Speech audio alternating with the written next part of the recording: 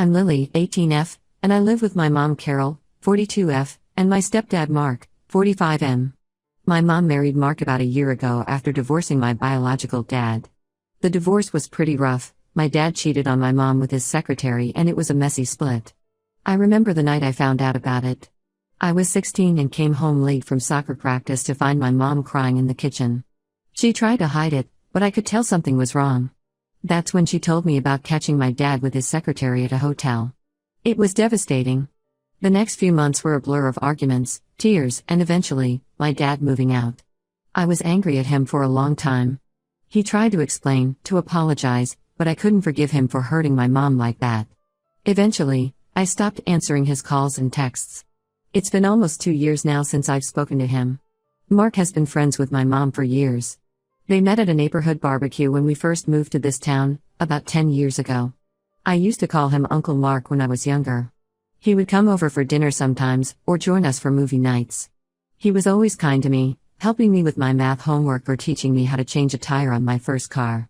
When my mom started dating him about 6 months after the divorce, it felt weird at first. I was happy to see my mom smiling again, but it was strange to think of Uncle Mark as her boyfriend. It took some time to adjust to him being around more often, and eventually moving in. But he's always been nice to me and he makes my mom happy, so I've tried to be supportive. For some background, Mark is a lawyer and has his own small firm. He specializes in family law, which is kind of ironic given our family situation. A few months ago he hired a new intern, Alex, 23M. Mark was excited about it. He said Alex was top of his class in law school and had a lot of potential. I've met Alex a handful of times when he's come over to drop off documents for Mark or join us for dinner. The first time I met him was at a dinner party Mark hosted for his firm. Alex seemed nice enough, but I noticed he kept glancing at me throughout the night. At the time, I thought maybe he was just shy or nervous about being at his boss's house. After that, I ran into him a few more times. Once at a coffee shop near our house, he said he was picking up Mark's usual order. Another time he came by to drop off some files and stayed for dinner. Each time, he seemed a bit awkward around me, stumbling over his words or staring a bit too long. I didn't think much of it at the time, just chalked it up to him being socially awkward. Anyway, last week was my 18th birthday. I'm not big on celebrating, so I just went to school and hung out with friends after. My best friend Zoe, 18F, took me out for ice cream and we spent the afternoon at the park, just talking and enjoying the nice weather. When I got home, I was surprised to find that my mom and Mark had planned a small party for me with some family. They had decorated the living room with balloons and streamers, and my favorite cake from the local bakery was on the table. My aunt and uncle were there, along with my younger cousins. It was actually really nice of them to do this. We had dinner, my mom had made my favorite lasagna, and then sang happy birthday. After dinner, it was time for presents. My aunt and uncle got me a gift card to my favorite clothing store. My cousins had made me a colorful bracelet. Then my mom and Mark handed me an envelope. Inside were tickets to see my favorite band next month. I was thrilled. I had been saving up for these tickets but they sold out before I could buy them. I hugged them both, genuinely grateful. I thought that was it for gifts, but later that evening, after everyone else had left, Mark came to my room with one more present. It was a big box wrapped in shiny pink paper. I was curious what else they could have gotten me, especially after the concert tickets. I opened it to find a wall clock. It was pink, my favorite color, with little cat designs around the numbers. The cats looked like they were chasing each other around the clock face. Honestly, it was kind of cute but also a bit childish for an 18th birthday gift. Still, I thanked Mark and he seemed happy that I liked it. He mentioned that he had asked Alex to pick it out as a surprise, saying something about wanting to get me something on his own but not being sure what an 18-year-old girl would like. I put the clock on my desk and didn't think much more about it. The rest of the evening was quiet. I called Zoe to tell her about the surprise party and the gifts. We talked for a while about the upcoming concert and made plans to go shopping for outfits. Later that night, I was texting Zoe again. She asked to see a picture of the clock, curious about what it looked like. I was already in bed and feeling lazy, so I just stretched out my arm to take a quick picture with my phone. That's when I noticed something strange. There was a tiny blue light on the clock that I hadn't seen before. It took me a second, but then I remembered something I'd seen in a crime documentary about hidden cameras sometimes having small lights like that. I got a sick feeling in my stomach and quickly looked up how to detect hidden cameras.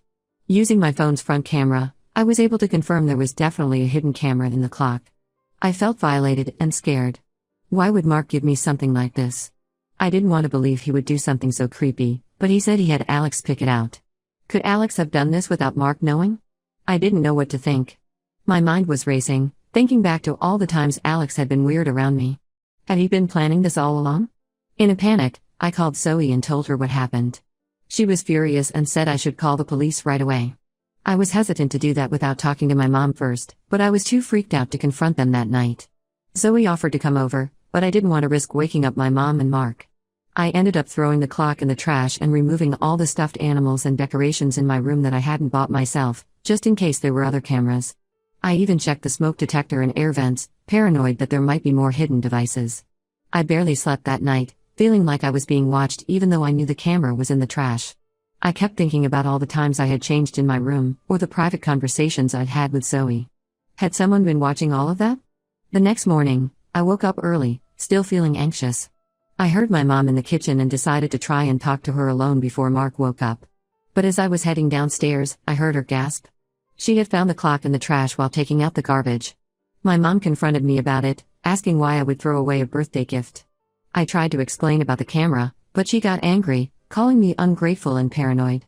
When I accused Mark of being a creep, she actually slapped me. In 18 years, she had never hit me before. I was shocked and hurt that she would take his side over mine without even listening to me. The noise must have woken up Mark, because he came into the kitchen asking what was going on. My mom started telling him how I had accused him of putting a camera in my room. Mark looked confused and hurt. He started to say something, but I couldn't bear to hear whatever excuse he might have. I felt betrayed and scared in my own home. I ran back upstairs, grabbed some clothes and my car keys, and drove to Zoe's house. I've been staying here for the past few days, trying to figure out what to do. My mom has been calling and texting nonstop. Mark too. They're both claiming there's an explanation and begging me to come home and talk. Part of me wonders if I overreacted. Maybe there is an innocent explanation. But I feel so betrayed by my mom's reaction and I'm scared to go back home not knowing the truth. Zoe thinks I should go to the police, but I'm worried about ruining my mom's marriage if it turns out to be a misunderstanding. Plus, I keep thinking about how Mark helped me through my parents' divorce, how he's always been kind to me. Could I have misjudged him so badly? I don't know what to do. Am I overreacting? Should I hear them out? Or should I trust my gut and take this to the authorities? I feel lost and could really use some advice on how to handle this. I can't stay at Zoe's forever, but I'm terrified of going back home. Update 1, it's been a few days since my last post and a lot has happened. First, thank you to everyone who offered advice and support. Your comments really helped me get the courage to take action and stand up for myself. The morning after I posted, my mom and Mark showed up at Zoe's house. I was surprised they knew where to find me, but I guess it wasn't hard to figure out. I didn't want to see Mark, but my mom begged me to hear them out. They both looked terrible, like they hadn't slept in days. Against my better judgment, I agreed to talk. We sat in Zoe's living room. Her parents were kind enough to give us privacy, but stayed nearby in case I needed support. Mark started by swearing he had no idea about the camera. He looked genuinely distressed as he explained that he had asked Alex to find a birthday gift for me because he wanted to get me something special on his own, separate from the concert tickets he and my mom had bought. He showed me texts between him and Alex where he asked Alex to find a birthday gift for me. There was a picture of the clock, but it just looked normal in the image. Mark said he thought it was perfect since I love pink and cats. He even showed me the receipt where he had transferred money to Alex to buy the gift. I told him about the times Alex had seemed creepy around me, the staring, the awkward conversations, how he always seemed to be around. As I spoke, I saw Mark's face change from confusion to anger. He said he had no idea Alex had been behaving that way and felt awful for not noticing and for putting me in danger. My mom broke down crying, apologizing over and over for not believing me. She said she had been in shock and reacted badly, that she was sorry for hitting me and for making me feel unsafe in my own home. Seeing her so upset made me realize how much this situation had affected all of us. After a lot of discussion, we decided to go to the police. Mark said he'd do whatever it took to make this right, even if it meant his firm getting bad publicity. We gathered all the evidence we could, the texts, the clock, everything. The drive to the police station was tense. I sat in the back seat, still not entirely comfortable being close to Mark. My mom kept looking back at me, her eyes red from crying. Mark was quiet, his knuckles white on the steering wheel. At the station, I gave my statement to a female officer. She was kind and patient, listening carefully as I explained everything that had happened. They took the clock as evidence and asked for Mark's phone to verify the texts. They questioned Mark separately, which made me nervous. What if he said something to implicate himself? What if this was all an elaborate setup? But when he came out, he said he had cooperated fully, giving them all the information he had about Alex and offering to provide any additional help they needed.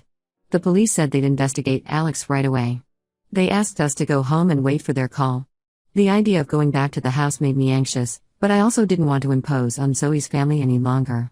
When we got home, the atmosphere was awkward. None of us really knew what to say. My mom tried to make small talk, asking if I was hungry, if I needed anything. Mark kept his distance, sensing my discomfort. I spent most of the day in my room, texting Zoe and updating her on what had happened. Later that evening, we got a call from the police. Alex had been arrested. Apparently when confronted, he broke down and confessed to everything. He admitted to having a crush on me, buying the camera clock to spy on me. He said he had been planning it for months, waiting for an opportunity. Hearing this made me sick to my stomach. I ran to the bathroom, barely making it before I threw up. My mom followed me, holding my hair back and rubbing my back like she used to when I was little and had the flu. For a moment, it felt like old times, before all this craziness had started. The police did a thorough search of our house to check for other devices, but thankfully found nothing else. They went through every room, checked all the electronics, even looked in the air vents. It was invasive, but also reassuring to know there were no other hidden cameras. They're going through Alex's computer and phone records now to see if he's done this to anyone else. The thought that there might be other victims out there makes me feel even worse about the whole situation. I'm still processing everything. I'm glad Alex was caught, but I feel violated and angry. I can't believe this happened. My mom and Mark have been very supportive, giving me space when I need it but also making sure I know they're there for me. We're looking into counseling options to help me deal with this. I'm also struggling with guilt over almost ruining my mom and Mark's marriage. But they both assure me none of this is my fault. Mark especially feels terrible for not being more careful about who he hired and trusted. He's been beating himself up about it, saying he should have noticed something was off about Alex. The past few days have been a roller coaster of emotions. One minute I feel relieved that the truth is out, the next I'm angry at Alex for violating my privacy, then I feel guilty for doubting Mark, then scared about what might have happened if I hadn't noticed the camera. It's exhausting. I'm trying to get back to normal life, but it's hard. I jump at unexpected noises, I'm paranoid about changing clothes in my room, and I'm constantly checking for hidden cameras everywhere I go. My mom suggested I stay home from school for a few days to process everything, which I'm grateful for. Thank you again to everyone who encouraged me to trust my instincts and go to the police. I don't know what would have happened if I had just ignored my suspicions. I'll update again when I know more about what's happening with the case against Alex. Update 2. It's been about a month since my last update. The case against Alex is moving forward. He's been formally charged with several crimes related to invasion of privacy and voyeurism. Because I had just turned 18, they couldn't charge him with anything related to minors, even though he admitted to having inappropriate feelings for me when I was 17. The investigation uncovered some disturbing things. Alex had been following all my social media accounts using fake profiles. He had saved hundreds of my photos, not just public ones but also ones I had only shared with friends. The police also found evidence that he had researched other types of hidden cameras and tracking devices. It's chilling to think what might have happened if I hadn't noticed that tiny light on the clock.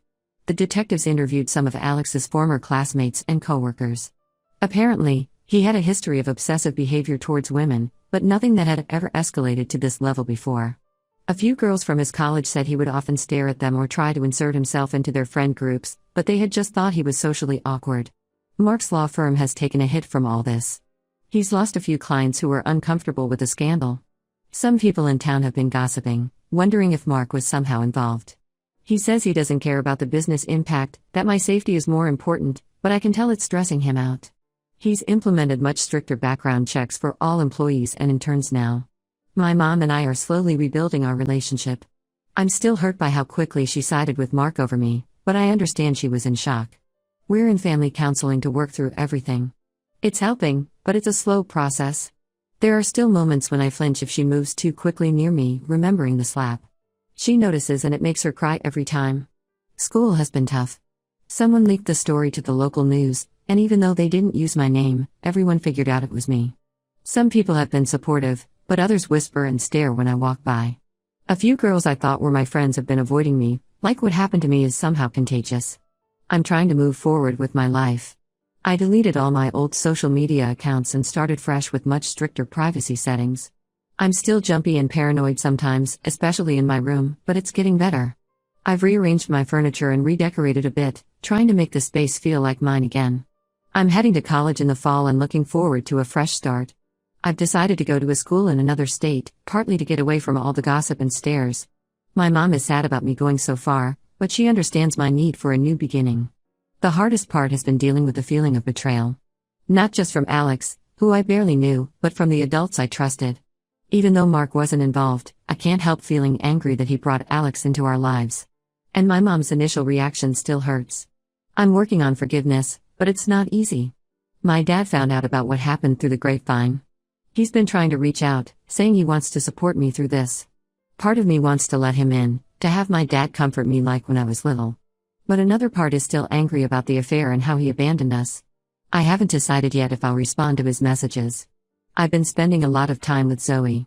She's been my rock through all of this, always there to listen when I need to vent or just sit with me in silence when I don't want to talk. We've been planning our dorm decor for college, focusing on the future instead of dwelling on what happened.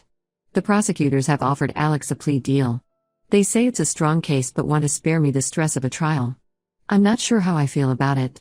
Part of me wants him to face a jury and be publicly shamed for what he did. But another part just wants this all to be over.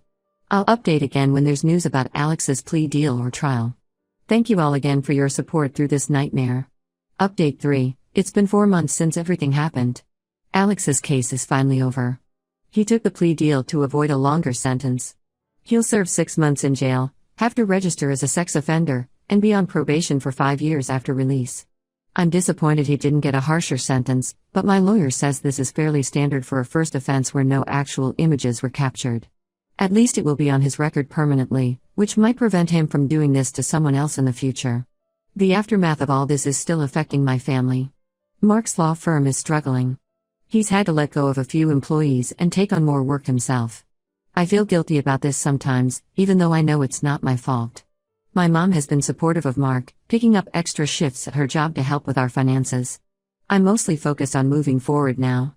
I started college last month and I'm slowly adjusting to my new life. Being away from home has actually helped me feel safer and more independent.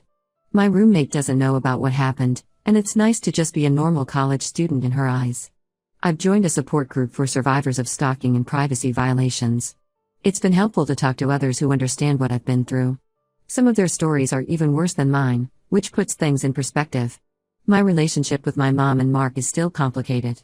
We talk regularly and they're trying hard to rebuild trust, but there's still tension. I find myself getting irritated with them easily, then feeling guilty about it. I'm not sure our family will ever be the same, but we're working on it. I did end up responding to my dad's messages. We've had a few phone calls. It's awkward and there's a lot of hurt there, but it's also been nice to have his support. He's talked about coming to visit me at college, but I'm not sure I'm ready for that yet. Zoe and I are at different colleges now, but we still talk almost every day. She's been amazing through all of this, always there when I need her. I don't know what I would have done without her support. This whole experience has changed me.